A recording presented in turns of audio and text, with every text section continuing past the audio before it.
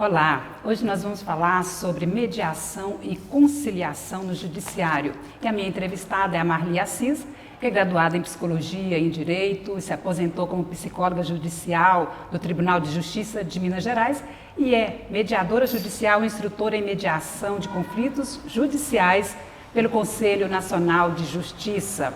Ela também trabalha como mediadora de conflitos na área privada. Mas nós vamos falar um pouco mais sobre o currículo dela, sobre a preparação dela e as habilidades que a Marli tem nessa área. Por enquanto, eu quero dar as boas-vindas para você, viu, Marli? Muito obrigada, Ivacira. Eu que agradeço a oportunidade. Vamos Obrigada. definir essa diferença que você estava me contando de conciliação e mediação. O que é a terminologia? É diferente? É diferente, principalmente se a gente pensar nessas duas categorias dentro do contexto judiciário. A conciliação ela já vinha sendo prevista no Código de Processo Civil.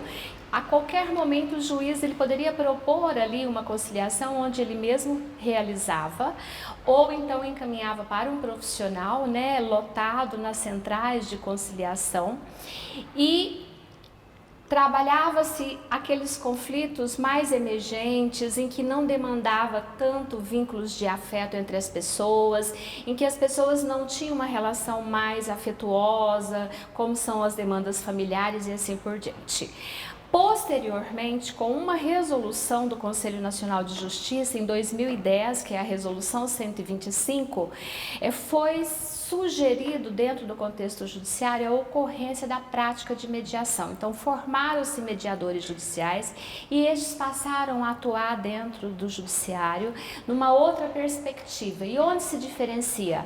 A mediação ela não visa propriamente um acordo da demanda, ela não tem a pretensão de reduzir o acervo processual, ela não tem a função de dar celeridade nos processos, mas ela vai atuar exatamente naqueles impasses mais complexos que normalmente pelo viés do jurídico não tem como ser resolvido.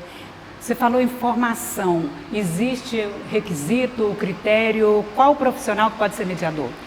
Para o âmbito da mediação judicial, ele tem que realizar um curso que é ofertado pelos tribunais de justiça de cada comarca, de cada estado, aliás, e ter essa orientação do Conselho Nacional de Justiça. Hoje, esses tribunais, eles já fazem parceria com algumas universidades, com algumas instituições que também são formadores, mas tem que passar por esse aval do Conselho Nacional de Justiça. Então, é um curso preparatório, é um curso que ocorre com 40 horas de teoria, onde se estuda técnicas de mediação pelo viés da negociação, estuda-se o conflito. Então, cada sujeito que quer ser um mediador judicial, ele passa por essa preparação teórica, posteriormente ele realiza uma prática dentro dos CJUs, que são Centros Judiciais de Conflito. Essa prática vai de 60 a 100 horas, dependendo de cada tribunal, e essa pessoa é supervisionada até que ela possa concluir essa formação teórica prática e ter a certificação pelo respectivo tribunal de mediador judicial. Esse é o mediador judicial. Então, se a pessoa tem uma habilidade, tem um interesse, pode ser de diversas profissões? Sim, qualquer pessoa que realiza a mediação, ela sendo maior, ela tendo 2 anos de formação em qualquer graduação, psicologia, por exemplo, direito, ela pode fazer esse processo, fazer essa formação. Não precisa necessariamente de ser um profissional de uma área como o profissional da área de direito. Você fez uma abordagem aí sobre conflitos que não são de ordem afetiva ou de ordem emocional, que o juiz pode solicitar a presença de um mediador. Sim. Pode dar um exemplo para a gente? Sim, por exemplo, as demandas cíveis no judiciário, um conflito de trânsito. ocorre uma batida, aquelas pessoas estão com os ânimos alterados, elas têm uma demanda judicial e o juiz percebe que aquele conflito ali ele não pode ser abordado só pelo contexto, né, do viés jurídico, porque as pessoas estão realmente muito alteradas, estão brigando, estão dificultando todo o processo ali de conversa, de comunicação numa audiência. Então o juiz, por exemplo, ele encaminha esse caso para mediação, onde o profissional ele tem ferramentas próprias para se trabalhar, né, essa comunicação alterada, a violência na fala. Então o profissional mediador ele tem as ferramentas próprias para estabelecer um diálogo que não seja tão violento como normalmente ocorre nas ações judiciais. Marli, e quando se trata, por exemplo, de questões familiares, que aí a emoção está à flor da pele, Sim, né? sim. De interesses familiares mesmo, de partilha, de problemas de relações entre pais e filhos e vice-versa. O próprio Código de Processo Civil, assim como a Lei da Mediação, ambos de 2015, né, com as reformulações do Código, já prevê que o juiz determine em todas essas demandas familiares a ocorrência da mediação. Por quê? Exatamente como você disse, Vacira, envolve uma série de conflitos que o judiciário não tem alcance, né? Porque nós somos motivados por ações tanto da consciência quanto do inconsciente.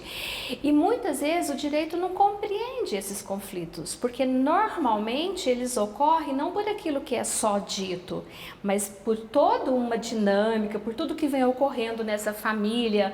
Aí, por exemplo, tem uma disputa de guarda de uma criança, aí tem um processo de revisional de visitas, porque a mãe não quer deixar essa criança conviver com o pai, ou tem a própria insatisfação da ruptura do casal, às vezes um dos componentes do ex-casal não concorda com essa ruptura e passa a dificultar o próprio vínculo desse outro com os filhos.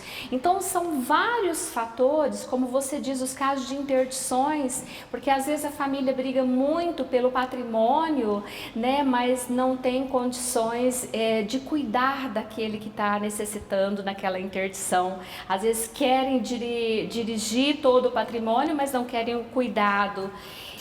Outros casos de inventário, eles estão brigando em família, né, às vezes constituindo advogados, até acabando com o patrimônio, porque não conseguem negociar uma partilha. Então o mediador ele entra nessas demandas para restabelecer o diálogo, para restabelecer a comunicação. E aí que eu tinha falado para você a diferença da mediação com a conciliação, né, porque nesses casos não visa propriamente um acordo, mas resgatar um vínculo interrompido, resgatar uma comunicação interrompida, promover um diálogo que não era possível. Você tem uma prática grandiosa aí, como integrante do Instituto Brasileiro de Direitos da Família, que é o IBDFAM. Inclusive foi presidente do núcleo em Uberaba, né, por 2 mandatos, eu creio que por 4 anos. Sim. E aí é correto eu te perguntar, então, que existe uma mediação ou uma conciliação ou as duas coisas no âmbito jurídico e nas relações humanas também? Sim, a mediação hoje, por exemplo, eu sou mediadora na área privada, né? Então, qualquer pessoa que tenha necessidade, a mediação ela ocorre sempre que existe 2 indivíduos ou mais, né? Porque se for um indivíduo só para solucionar seus conflitos, ele vai procurar um psicólogo para fazer uma psicoterapia. Agora, se envolve 2 relações ou mais, se o conflito está passando por essas relações de 2 pessoas ou mais, aí entra a função do mediador privado. Então, essas pessoas podem procurar o mediador para realizar uma mediação, para compreender a dinâmica desse conflito, por que ele está ocorrendo, isso em qualquer impasse, em qualquer interesse. Por exemplo, uma empresa familiar. Há uma disputa dessa família por alguns elementos dessa empresa. Eles podem se beneficiar com a mediação. Uma empresa que tem conflitos, por exemplo, na relação de chefia com empregados, eles podem nomear a figura do mediador para fazer uma intervenção nessa empresa, né, para negociar essas demandas de interesses controvertidos. Na administração pública, por exemplo, o município, ele pode instaurar uma câmara de mediação, ou ele pode ter um mediador dentro do seu serviço para tentar trabalhar relações de conflito entre funcionários internos, ou às vezes nas relações de chefia, ou até no interesses com particulares entre o público e o privado. Marli, o brasileiro tem essa cultura, já tem essa consciência de solicitar a ajuda de um mediador no âmbito privado? Muitos profissionais sim, principalmente das varas de família, porque a gente sabe que no atual contexto, onde a agressividade está à flor da pele, onde a violência vem permeando todas as relações, não só no âmbito familiar, mas também na relação cotidiana, no trabalho, né, nas empresas, nas relações com a administração pública, etc. Tal. Então, muitos profissionais já têm essa percepção sim e já têm recorrido à mediação como uma alternativa, tendo em vista que tem consciência que um processo judicial muitas vezes ele pode demandar aí, né, 10 anos, 20 anos. Outro dia mesmo eu fui nomeada por um juiz em Conquista num processo que se arrasta 23 anos. Eu fui nomeada pelo juiz para tentar uma mediação, porque o processo é muito demorado e quando as pessoas elas são convidadas para mediação, esse tempo ele pode ser trabalhado, porque a pessoa na mediação ela vai resgatar a autonomia da sua própria vida, ela vai ser autora das suas próprias decisões. Nós vamos fazer um intervalo rapidinho e você vai acompanhar aí umas dicas de segurança. Bem, a utilização do cerol, tanto do cerol quanto da linha chilena, é um uso criminoso, né? Porque esse equipamento ele pode acarretar uma série de prejuízos para a vida e para a saúde das pessoas. O cerol, ele provoca acidentes assim, com danos irreparáveis. A pessoa está deslocando na via pública, seja ocupando uma bicicleta, uma motocicleta ou até mesmo um mero patinete. Ele não vai perceber a presença da linha e vai sofrer uma lesão. E a pessoa que utiliza essa linha, consequentemente, aí, acabará sendo responsabilizada criminalmente por ter causado essa lesão nessa vítima. Tanto o comércio do cerol também, né, ele acaba sendo uma atividade aí que o poder público proíbe. Há uma lei estadual, inclusive, que prevê multa para o caso da utilização desse equipamento. O cerol ele não deve ser utilizado de forma alguma, né? É um equipamento aí que causa danos muito sérios. Então, devemos primar aí pela vida, pela segurança e pela vida das pessoas. E o cerol, nesse caso, não deve ser usado de maneira nenhuma. Vamos voltar aqui à nossa entrevista com a Marli Assis. Nós estamos falando sobre mediação e conciliação. Você citou, Marli, um processo na cidade aqui perto de 23 anos que você foi convidada ou convocada pelo juiz para fazer a conciliação das partes, a mediação das partes, sim, né? Isso acontece muito também quando está começando um processo, ou só quando ele já está assim, em andamento, ou está se arrastando e está todo mundo cansado com aquela história? Não, a mediação ela é prevista a qualquer época no processo. A própria legislação do Código de Processo Civil prevê isso, né? Da mesma forma como a mediação ela pode ser indicada no pré-processual. Por isso que existem... Antes de começar um processo em si. Antes de começar um processo. Por isso que hoje, na maioria das comarcas, os fóruns, eles têm o Sejusc, que é o Centro Judiciário de Solução de Conflitos. Então, esse centro, eles acolhem a demanda tanto processual quanto pré-processual. Qualquer advogado, qualquer pessoa, qualquer cidadão pode encaminhar uma demanda de conflito para esse Sejusc, que é um atendimento gratuito.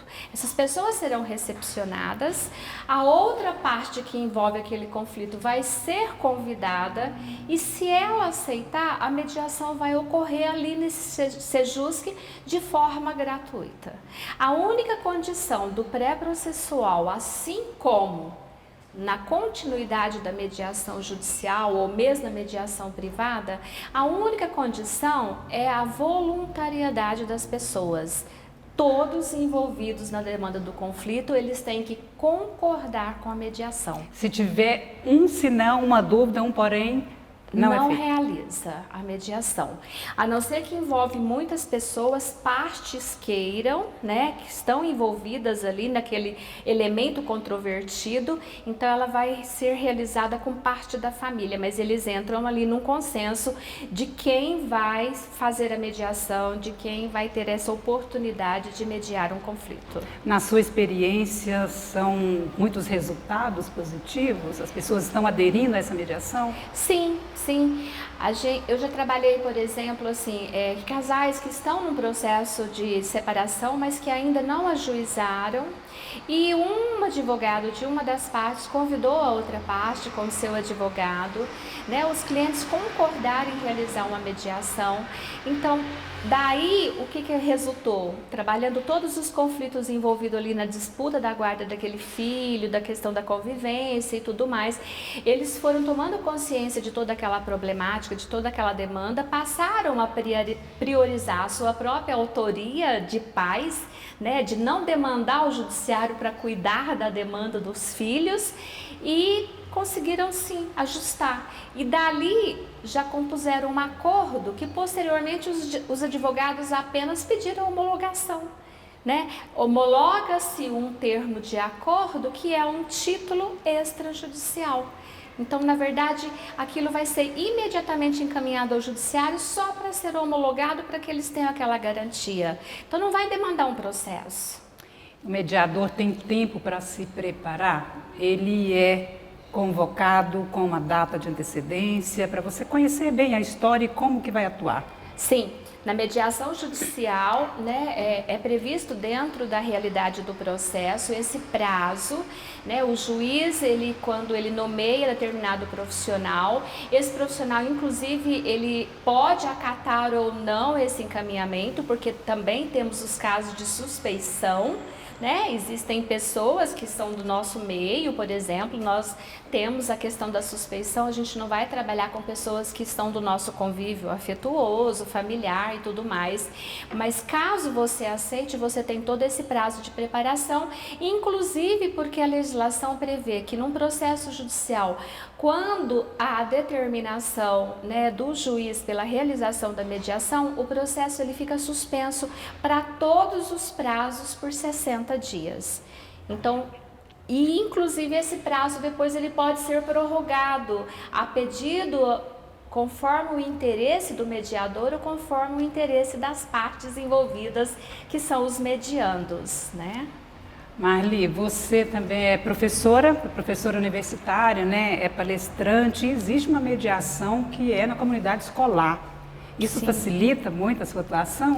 Facilita, inclusive o Uberaba tem uma promotora, a doutora Miralda, ela está desenvolvendo um projeto da mediação no âmbito escolar, né, que eu acho assim uma iniciativa muito rica, porque hoje nós temos N conflitos escolares que não podem ser resolvidos apenas, né, com aquela compreensão do educacional, porque envolve outros interesses, né, crianças, adolescentes que vêm de lares super desestruturados, que tem toda uma demanda agressiva, né, e muitos professores também na mesma demanda, envolvem confrontos com adolescentes, ou então coordenação, supervisão com professores. Então, assim, são N demandas, e se a mediação está instaurada dentro desse contexto escolar, vai ser viabilizada o quê? Uma forma de comunicação não conflituosa, não violenta. Quais os tipos de conflitos que são mais recorrentes, mais presentes na comunidade escolar?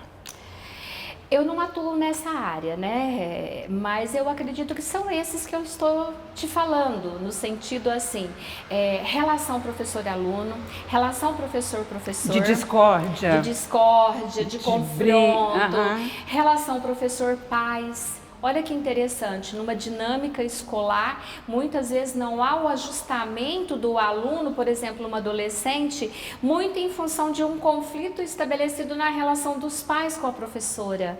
Então, esses pais serão convidados para uma mediação, esse professor será envolvido nessa demanda. Se é um filho adolescente, ele também pode ser envolvido nessa demanda. Então, é muito importante trabalhar essas formas de comunicação, né, interrompida, reduzidas ou fragmentadas, que chamamos de violentas, para uma modalidade de comunicação não violenta. E o mediador, ele é capacitado em ferramentas de negociação e também de comunicação não violenta.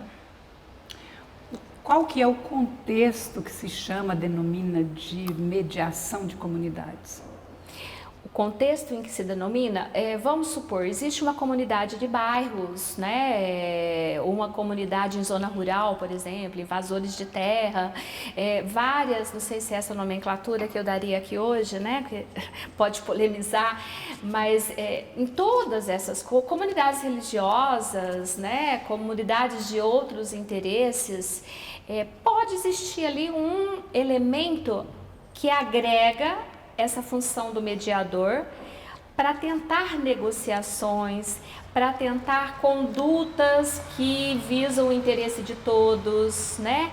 Para trabalhar, por exemplo, aquilo que desvirtua um convívio harmonioso, para trabalhar, por exemplo, necessidade de exercício de poder, né? Para distribuir poderes. A mediação, ela trabalha muito nesse sentido, porque ela trabalha com a equivalência de poderes. Tanto é que no âmbito judicial ou mesmo no âmbito privado, quando nós atendemos com a presença de advogados, a própria legislação prevê que se uma parte é representada por um advogado, necessariamente a outra parte também tem que estar representada por um advogado. Para trazer o equilíbrio. Para fazer esse equilíbrio, porque a mediação também é uma técnica de empoderamento. Por que ela é uma técnica de empoderamento? Porque através dela a pessoa vai passar a gestar as suas próprias decisões, ter responsabilidade pelas suas escolhas, né? E ela ter essa autonomia da vontade de decidir sobre a própria vida dela. Então, transpondo isso para o modelo da comunidade, você vai trabalhar com essas igualdades de poder, né, para que as pessoas não fiquem tanto nos polos controvertidos, né, aqueles que muito podem, muito decidem, e aqueles que nada podem, nada decidem. Isso num convívio comunitário gera muitos conflitos e que inclusive vão às vias de fato, com homicídio e tudo mais. Hoje nós temos um formato familiar bem diferente do que existia, o nuclear, patriarcal. Nós temos uma chamada família contemporânea. Sim. Isso também gera muito conflito, e onde que o mediador é importante aí? Sim, gera muitos conflitos, porque além de estarmos lidando com essa família contemporânea, com todos esses modelos, né, de famílias não monogâmicas, de famílias homoafetivas, de família às vezes constituída apenas com os filhos, porque já não existem os pais, ou porque eles vieram de uma situação de orfandade, saíram de uma instituição e vão morar juntos. Então, você imagina esses contextos, né, onde não tem uma definição de limite, de autoridade.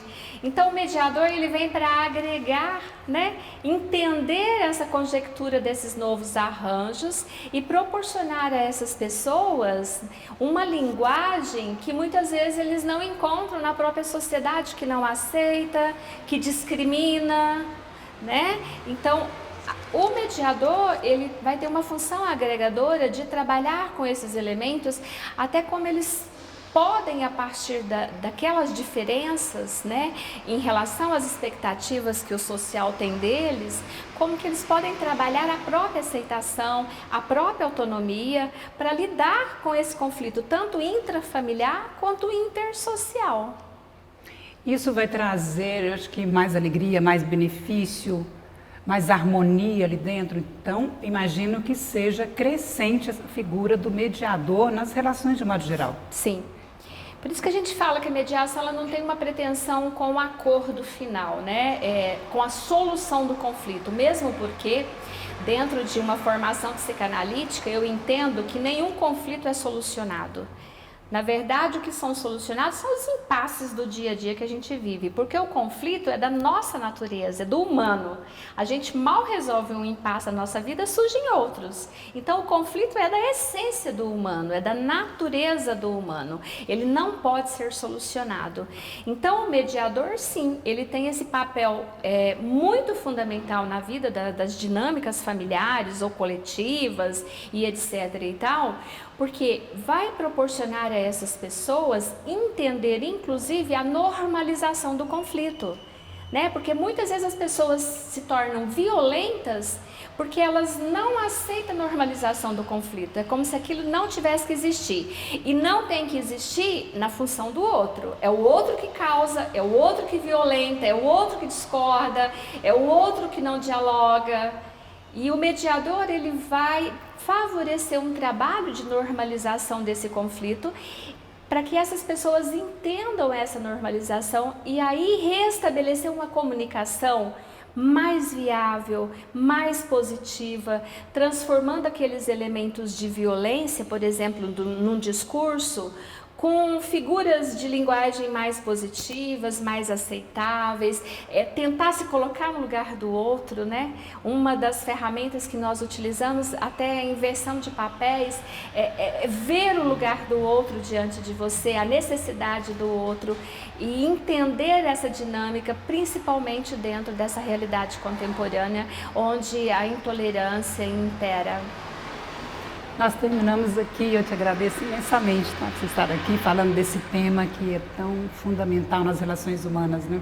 Eu que agradeço e convido todos, né, caso tenha interesse em de procurar o Sejusc do fórum local ou através de outros contatos, né, poder saber um pouco mais da mediação, encaminhar os casos para mediação, porque realmente é uma alternativa de pacificação. Entrevistei a Marli Assis, que é psicóloga e advogada e especialista em mediação. Esse programa você pode acompanhar depois também pelo canal YouTube. Muito obrigada por sua companhia e até breve.